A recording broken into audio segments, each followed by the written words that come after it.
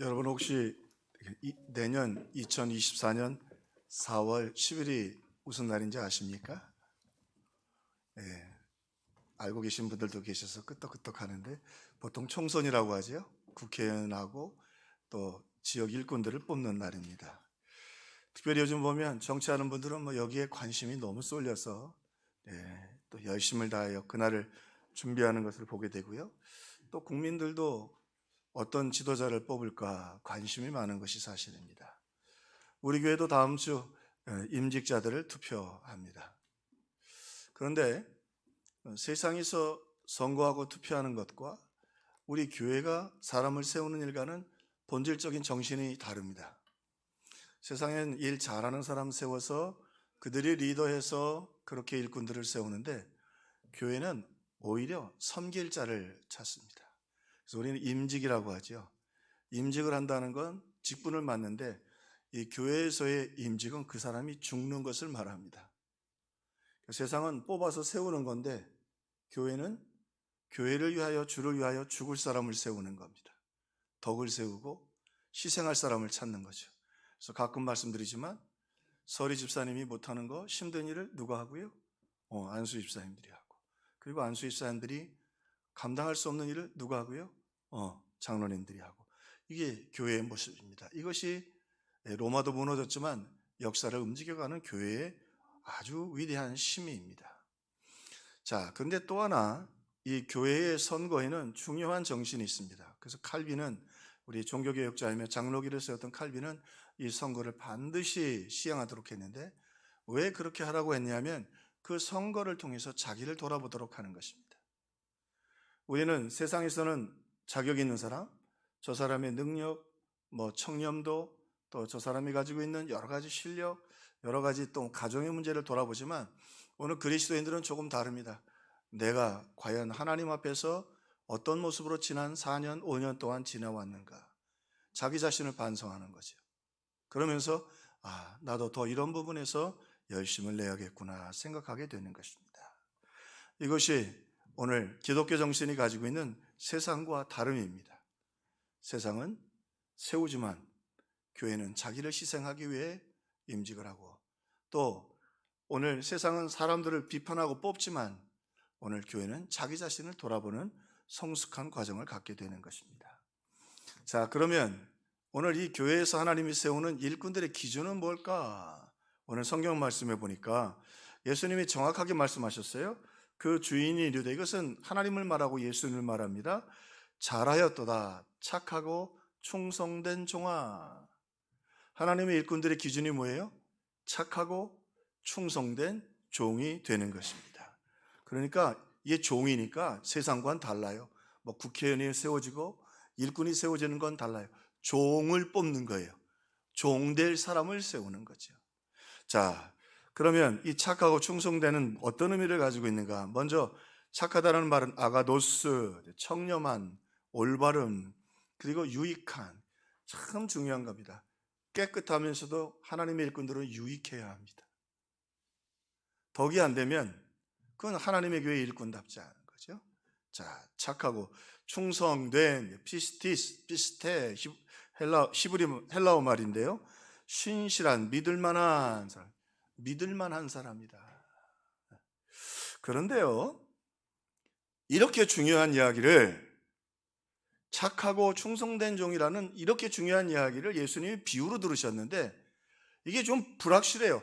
장사 잘해서 남긴 것 말고는 뭘 잘 모르겠어요. 도대체 뭐가 착하고 뭐가 충성되면 우리가 어떻게 살아야 할까?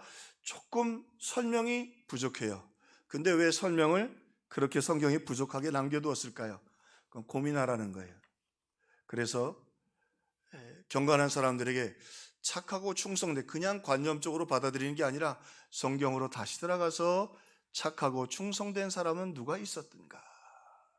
자, 그러면서 오늘 본문의 말씀이 상당히 의미가 있는 게 흑백 논리를 사용하셨어요. 착하고 충성된 종.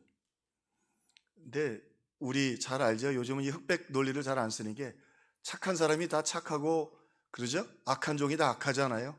어떤 사람은 한 70% 좀 좋고 30% 나쁘고, 그렇죠? 서로. 근데 아주 흑백 논리를 정확하게 썼어요. 거기는 던지려고 하는 메시지가 있지요. 자, 그러면 신약에 내려진 정의들이 설명이 잘 안 될 때는 어디로 돌아가야 한다? 구약으로 가서 예표를 찾아봐야 된다. 그런데 성경에 이렇게 흑백 논리를 똑같이 사용한 예가 하나 있어요. 아주 분명하고 구체적으로. 하나님이 뭐라고 말씀하시냐면 내가 야곱은 사랑했고 에서는 미워했다. 이 흑백 논리. I loved Jacob. I hate. 이 hate라는 말 아주 강해요. 나는 아주 에서를 참 싫어했다. 자, 그러면 이 착하고, 오늘 말씀의 제목이 착함에 대하여, 하나님이 보시기에 착함이 뭔가 그랬는데 오늘 성경에 그 모델로 누구를 소개하느냐니까 야곱으로 소개해요. 그러면 오늘 본문에 또 창세기 말씀을 통해서 야곱의 믿음의 착한 모습은 어떤 것이었나 성경을 통해서 함께 은혜를 나눠보려고 합니다. 먼저는요, 그는 장자의 축복을 사모했습니다. 장자의 축복 설명드리겠습니다. 창세기 25장 34절에 보니까 야곱이 떡과 팥죽을 에서에게 주매 에서가 먹으며 마시고 일어나서 갔으니 에서가 장자의 명분을 경홀히 여김이었더라. 이 경홀이라는 말이 바자라는 말인데 짓밟아 버리다. 하나님이 에서를 싫어한 이유가 뭐냐면 장자의 명분을 짓밟아 버렸어요. 그럼 장자의 명분이 뭔가? 통념적으로는 두 가지를 얘기합니다. 먼저는 그 가족 전체의 그 통솔력을 갖게 됩니다. 이게 별거 아닌 것 같은데 장례식에 보면 이게 참 그래요. 그래서 식구들끼리 뭐 화장을 할 거냐, 요즘은 다 화장을 하지만 또 학원을 할 것이냐, 여러 가지 논쟁이 있을 때 제가 내리는 그 하나 교훈은 장손이 누구십니까? 논쟁이 있으면 장손을 따르시죠. 이걸 통솔력이에요. 상당히 강력한 힘이죠. 심지어는 우리 제사를 드릴 건가 예배를 드릴 건가 할 때도 종교가 다 다르잖아요. 어쨌든 세상 통념으로는 이 장손에게 그 선택권이 유대인들에게는 특별히 더 있었습니다. 또 하나, 이 세상적으로 장자는 재산을 2배를 받습니다. 그래서 가족 전체를 관리하고 부모님을 효도하도록 그렇게 2배의 유산을 줘서 특권을 주지요. 그러면 영적으로 이 제사장권은, 그리고 이 장자권은 뭘 의미하는가? 영적으로 성경에서는요, 예배권, 축복권, 제사장권을 말합니다. 이게 중요한 거죠.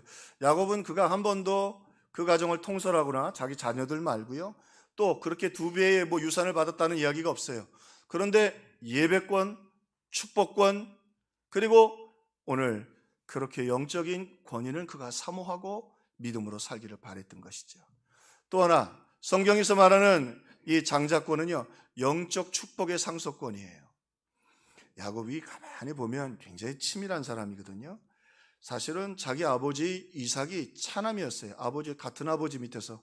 그러니까 유대인들은 아버지만 같으면 똑같은 형제입니다. 사실은 장남은 이스마엘이었어요. 근데 이스마엘이 하나님의 믿음의 축복을 소홀히 여기자 세상에서 점점 믿음으로 가버려요.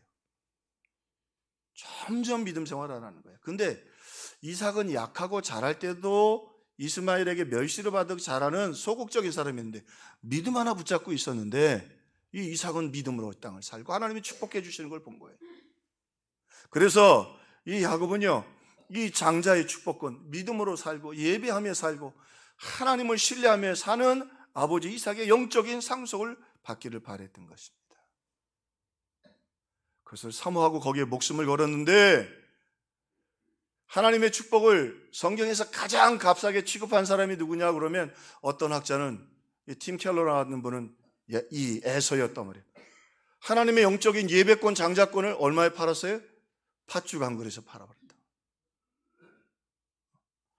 자, 우리 임직자들을 세웁니다. 우리 임직자들이 된다는 건 말씀드린 것처럼 별것 아니지만 그 임직자들은 주를 위하여 교회를 위하여 죽겠다고 하는 헌신을 하고 다짐하는 사람, 세상과 달라요. 그래서 평생을 드리는 거예요.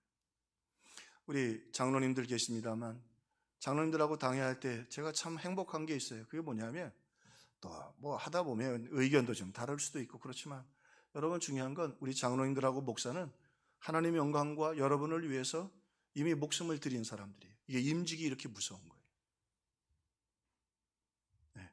세상과는 달라요. 세상은 리더십을 갖지만 교회는 리더십도 드리고 그리고 생명도 드리고 시간도 드리겠다는 게 장로고 안수집사고 권사예요. 그래서 교회가 몇천 년을 움직여가는 거예요. 그런 희생과 헌신 때문에. 그런데요, 여러분 잘 아시는 것처럼 이거 생각을 잘못하고 목소리 크게 내기 시작하면 교회가 갈라지고 힘들어요. 그래서 사실은 한국에 시험 든 교회들이 참 많아요. 그건 임직의 정신을 잊어버렸기 때문에 그래요. 우리 가까이 잘 아는 목사님 중에 한 분이 지금 10년째 장로님을 못 써요. 안수 집사님이 3분 계시는데 이 3분이 장로를 안 하겠다는 거예요. 실력도 있고 다 있는데 이분들이 똑똑한 분들이에요. 왜요? 왜 장로 되면 힘들거든. 똑똑한 분들이에요. 좋은 쪽으로가 아니라 그래서 장로를 못 세우고 계셔. 안수 집사님 3분인데. 그런데요, 오늘 야곱은 이게 거칠고 힘든 영적 길이 어렵다는 것을 잘 알면서도 그 예배의 축복, 믿음으로 사는 그 축복을 참 사모했던 사람이에요. 하나님이 그래서 야곱을 참 아껴주셨고 착함에 대하여 오늘 착한 사람, 하나님이 기뻐하시는 착하고 충성된 종의 첫 번째 모습이 뭐냐? 거룩한 것을 향한 열정을 잊지 않고 살아가는 거예요. 예배의 열정, 또 봉사의 열정. 오늘 그렇게 걸어가는 평화의 식구들 되기를 주님의 이름으로 축원합니다. 자, 야곱의 이 착한 모습이에요. 신앙의 모습이에요. 야곱의 인생을 돌아다 보면요, 그 사람 후회하지 않습니다. 야곱의 탁월함이죠. 지금 오늘 이 베델 사건에서 야곱의 모습을 보면 야곱의 지금까지 지내온 날들은요 참 아팠어요.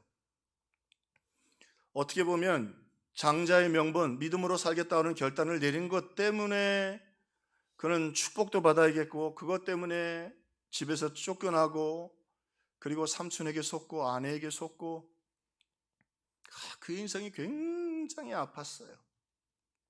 거칠었어요. 또 지금은 어때요? 오늘은 두려움에 빠져 있어요. 왜요? 그 세겜에 구경 갔던 딸 디나가 못쓸 짓을 당해가지고 그거 복수한다고 가가지고 아들들이 세겜 남자들을 할례 시켜놓고 나서 죽여가지고 이젠 세겜의 연합군들이 와서 야곱의 가족들을 다 몰살시키기 직전이에요. 이건 불을 보듯 뻔한 일이었어요. 거기다가 야곱의 미래는 아주 소망이 없어요. 지금 하나님이 베델로 올라가라고 하시는데 베델로 올라가면 누가 기다리는 사람이 있나요? 베델로 올라가면 달라질 게 아무것도 없어요. 거기 또다시 그가 낯선 곳으로 가야 되는 거예요. 고향이었지만. 그런데요, 어제 아팠고 지금 두렵고 미래는 꼬여 있어요. 그런데 야곱이 그 자네들 앞에서 뭐라고, 이게 참 믿음의 고백이 아름다운 게 뭐라고 얘기하냐? 우리가 일어나 베델로 올라가자. 내 환난 날에 나와 함께 계시고 내 가는 길에 나와 함께 하시는 여호와께 거기서 제단을 쌓으려 한지라. 자기 인생을 완전히 다시 재정의합니다. Recommendation. 어제 아팠지만 하나님이 내 기도 들어주셨다. 오늘 두렵지만 하나님 나와 함께 걷고 계신다. 내일 분명하지만 하나님 떠나지 않으신다. 이 말은 뭐예요? 난 하나님 한 분만 있으면 아무 걱정이 없다. 아무리 아프고 아무리 두려운 일이 있고 아무리 불분명한 일이 있어도 난 단 한 가지만 분명하면 돼요. 그게 뭐예요? 하나님 나와 함께하고 계십니다.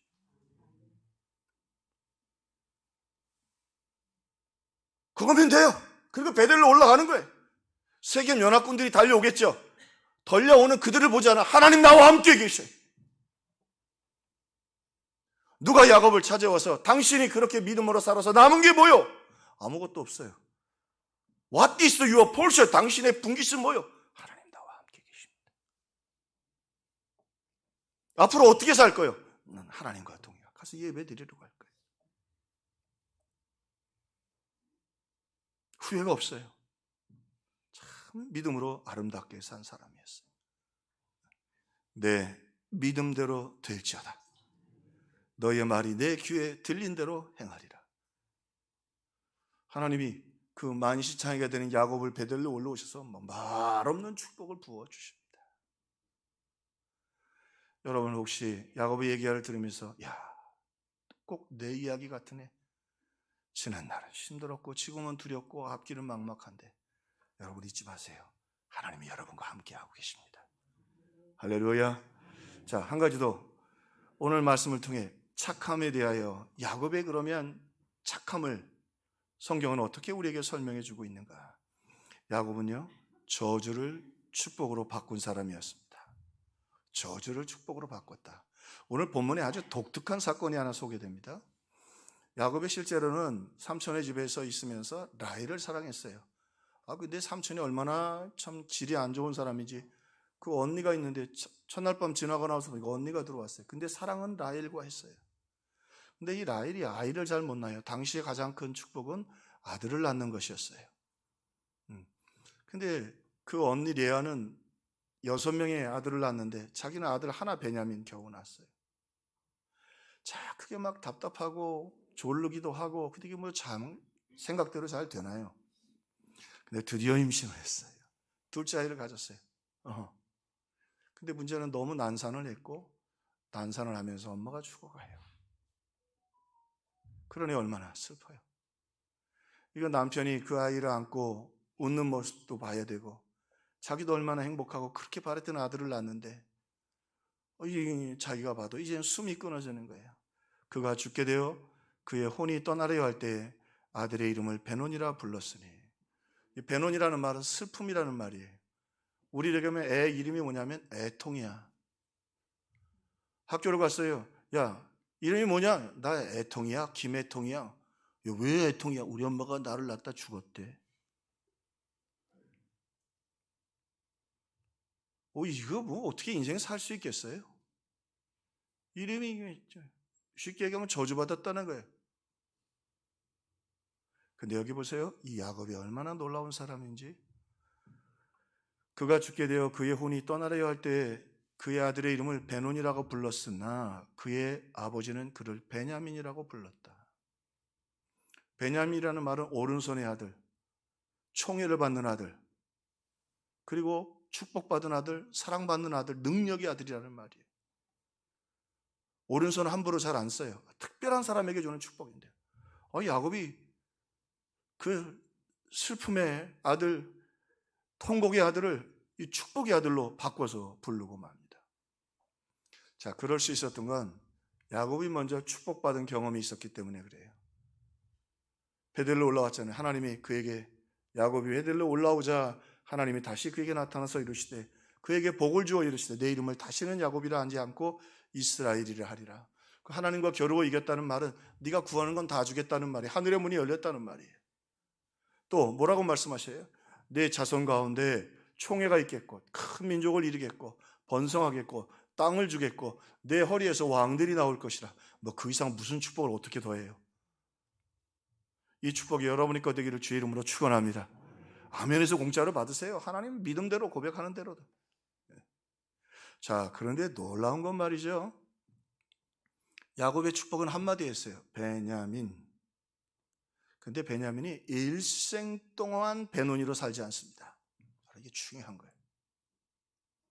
베냐민을 보면요, 한 번도 베논이로 살지 않았습니다. 한 번도 슬픔의 아들로 살지 않습니다. 이게 착함이에요.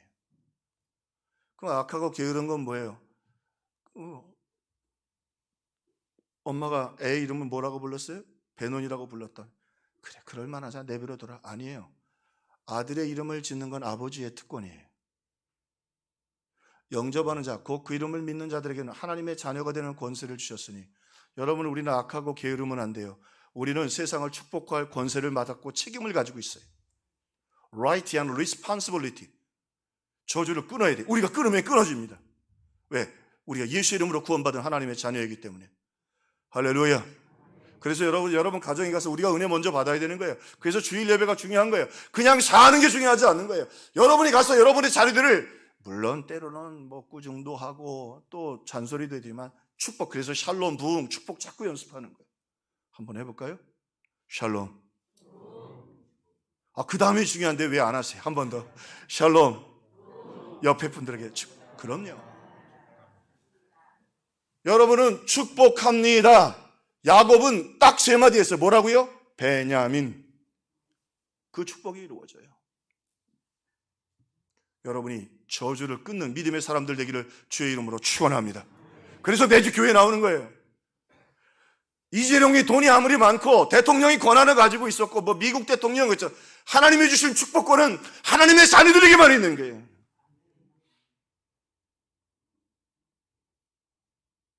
돈 갖고 되는 게 아니에요, 인생이. 야곱이 얘기하잖아요. 과거는 힘들었고 오늘은 두렵고 내일은 희망이 없지만 하나님 나와 함께 계시면 당당해요. 할렐루야. 축복할 수 있어요. 저주를 끊을 수 있어요. 저주를 끊는 건 하나님의 자녀들이 하는 거예요. 이게 착함이에요.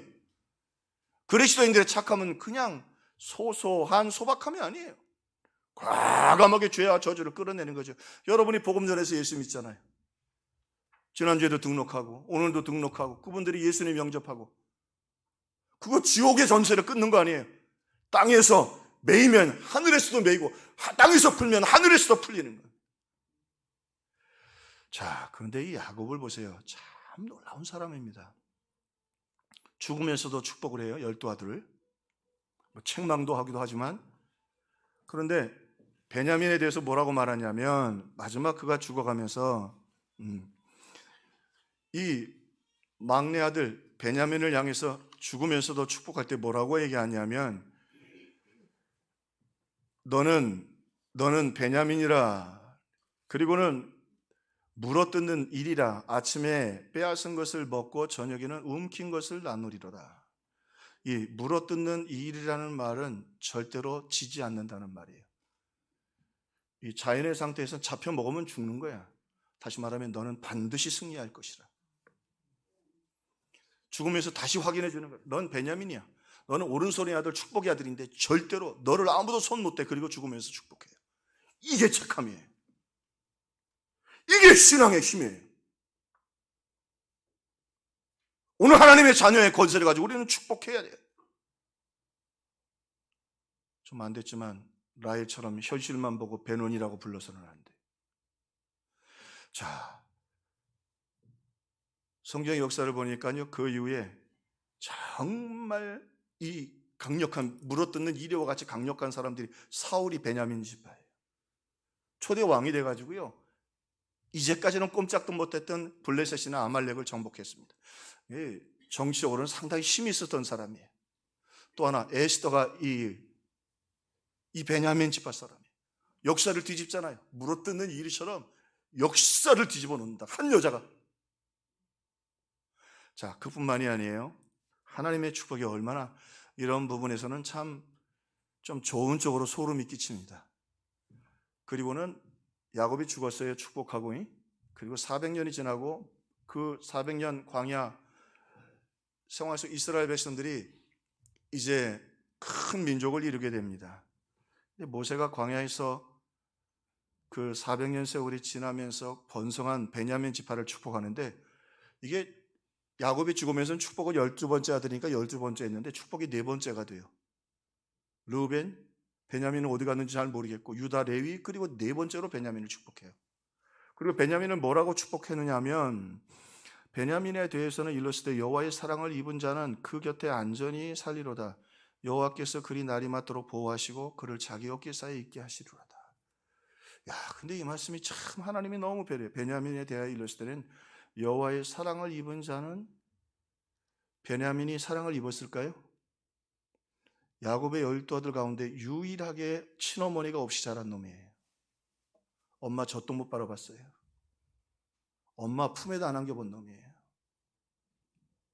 좀 비약적으로 얘기하면 계모 밑에서 자랐고 젖동냥하면서 자란 놈이에요. 근데 하나님이 뭐라고 말씀하셔요? 베냐민에 대하여서는 이르시되 여호와의 사랑을 입은 자라. 아버지가 축복한 대로 하나님의 사랑을 입었어요. 여러분, 이렇게 믿음의 사람들의 축복이 중요한 거예요. 우리 인생을 허드럽게 우리 예수 믿는 사람들이 살아서는 안 돼. 그 아버지의 축복 하나님이 땅에 안 떨어지게 해주셨어요.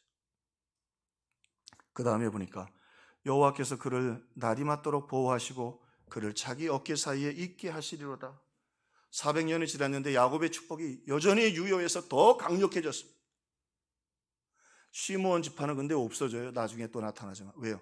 그 축복을 받을 만한 그릇이 안 되면 그 지파가 더 약해지기도 하지만 오늘 베냐민은 12번째에서 4번째 아들로 올라와서 이 축복을 받습니다.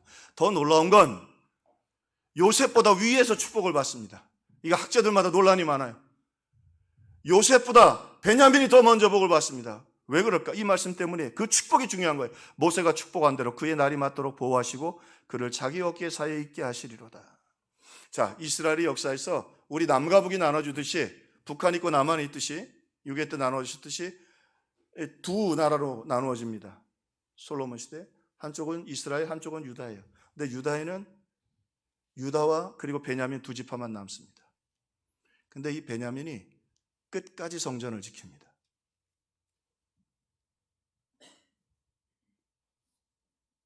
하나님의 교회를 끝까지 지켜냈다. 우리 임직자들 세우는 이유에 교회를 지켜내는. 그걸로 끝나지 않고요. 성전이 세워지죠. 다윗이 성전이 세워지는데 그 예루살렘은 다윗의 그 유다 지파의 땅이고, 그런데 성전이 세워진 그 자리는 모리아산인데 그 모리아산은 베냐민 지파의 땅입니다. 하나님이 축복한 대로, 모세가 축복한 대로 그가 날이 맞도록 보호하시고 그를 자기 어깨 사이에 있게 하시리로다.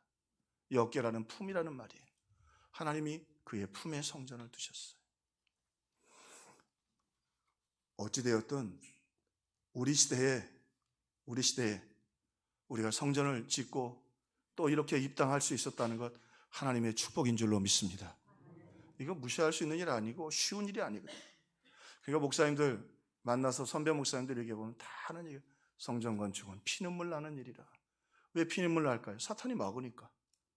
교회를 통해서 하나님이 하시는 계획들이 많이 있는 거예요. 물론 너무 교회가 욕심부리고 그러는 건 좋지 않겠지만 오늘 성전 건축이 얼마나 아름다운 일인가. 베논이었는데요, 야곱이 그것을 베냐민으로 바꾸어서 그의 일생 동안 한 번도 베논이가 안 됐고요, 죽을 때 다시 축복을 확인해주고 400년이 지나서 그 목자의 축복을 다시 계승해주고 모세가, 그리고 그 축복이 놀랍도록 성전을 통해 이루어지고 하나님이 그 터 위에, 베냐민의 터 위에 야곱의 축복 위에 성전을 세우셨습니다. 하나님 거기서 영광 받으셨습니다.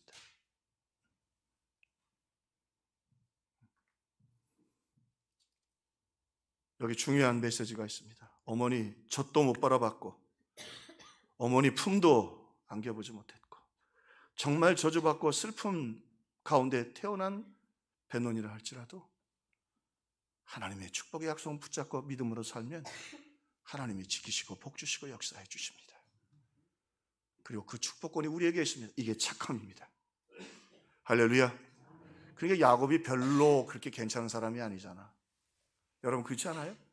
야곱이 그렇게 괜찮은 사람 아닌데 하나님이 나를 축복하셨고 나와 함께 하심을 믿고 내가 축복하고 믿음으로 자녀들을 축복하니까 야곱은 축복 많이 하며 살았어요. 여러분도 여러분 가정과 우리 이웃들에게 축복하기를 주님의 이름으로 축원합니다. 자, 그런데 여기 신약에 와서 불행한 일이 하나 생깁니다. 왜 불행한 일이냐면 신약에 와서 베냐민 지파에서 베노니가 하나 태어납니다. 그 핏줄이 참 무시 못해요. 좋은 것도 유전되지만 나쁜 것도 유전이 돼요. 아주 사악하고 못된 저주받은 인간이 하나 태어납니다. 베냐민 지파예요. 누구냐면 사도 바울이에요. 이게 태어나가지고는 베냐민 지파에 태어나선 교회를 다 잔멸하려고 하네. 그냥 교회를 핍박하는 정도가 아니라 교회를 잔멸한다는 말은 나무를 뽑아가지고 다시는 살아남지 못하도록 다 뽑아서 받아버려요.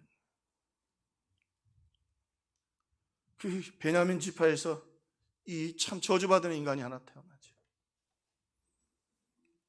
자, 그런데 그날도 교회를 잔멸하기 위해서 가는 그 사울이죠. 그때는 사울에게 예수님이 직접 찾아가십니다.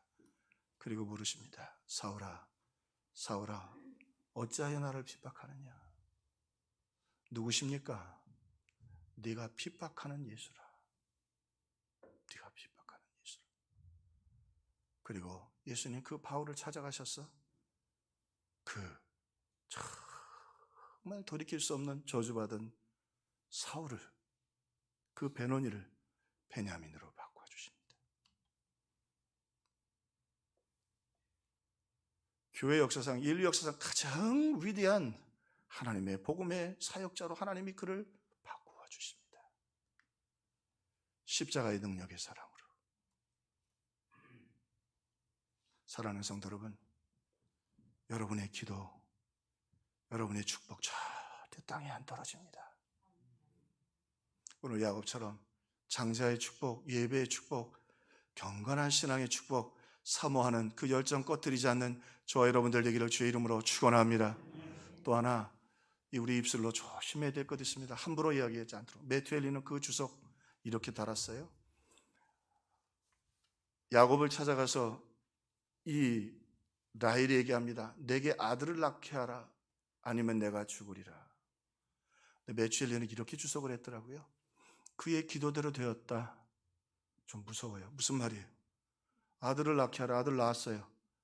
그렇지 않으면 내가 죽으리라. 정말 죽었다는 거예요. 그 말대로. 야곱의 한마디, 베노니 맞지요? 모든 상황에서는 베노니가 맞아요. 그런데 내가 축복받았고 하나님 살아계십니다. 넌 베냐민이에요. 400년이 지나서 축복받은 참으로 하나님의 오른팔 같은 민족이 되었고, 그리고 비록 또 그 가문 가운데 사울과 같은 베노니가 태어난다 할지라도 주님의 그 축복을 완성하시기 위해서 찾아가 주시고 사명을 주시고 능력을 주셔서 하나님께 큰 영광을 돌리는 믿음의 역사를 이루어 주십니다.